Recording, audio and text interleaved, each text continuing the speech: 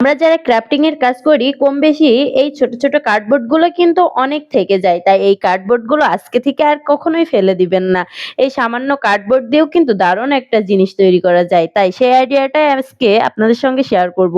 এই যে কার্ডবোর্ড গুলো আমি সুন্দরভাবে ফুল কেটে নিচ্ছি। আমি প্রথমে কলম দিয়ে এঁকে নিয়েছি, তারপরে এটা আমি সুন্দরভাবে কাট করে নিচ্ছি, আর আমি একে একে 4টে ফুল কাট করে নেব। আর এই যা দেখেন আমার 4টে ফুলই কাট করা হয়ে গেছে। এবার আমি পাতার ডিজাইন কিছু কাট করব। এই যে আমার পাতাও 4টে কাট করা হয়ে গিয়েছে। এটা এবার আমি সুন্দর করে রং করব। আর আমার বাসায় এই রংটাই ছিল, তাই আমি এই রংটাই করে নিচ্ছি। আপনাদের বাসায় যে রংটা থাকে অবশ্যই সেই রংটাই করে নিবেন। এই যে আমি এখানে গোলাপি কালারের রং করছি, আর এই কার্ডবোর্ডের টুকরাগুলো কিন্তু রং করার পরে ফাইনাল লুকটা অনেক সুন্দর এসেছে। আমার কিন্তু দেখতে খুবই ভালো লেগেছে।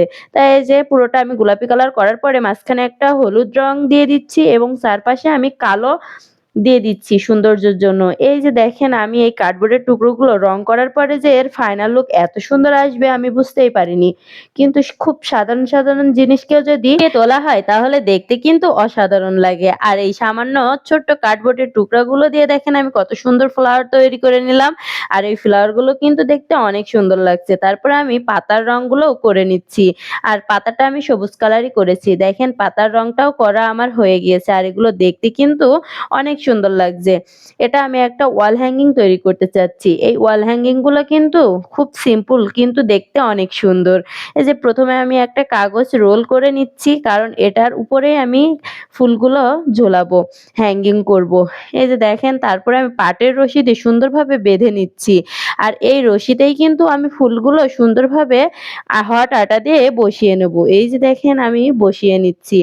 আপনারাও এভাবে বসিয়ে নেবেন। আর এটার ফাইনাল লুক যে এত সুন্দর আসবে আমি ভাবতেই পারিনি, কারণ এটা একদমই সিম্পল কিন্তু দেখতে অনেক ইউনিক, খুবই সুন্দর লাগছে। আমি ফাইনাল লুক আমার কাছে খুব ভালো লেগেছে। আপনাদের কাছে কেমন লাগলো অবশ্যই একটা কমেন্ট করবেন। ভিডিওটা ভালো লাগলে অবশ্যই শেয়ার করে দিবেন। ধন্যবাদ।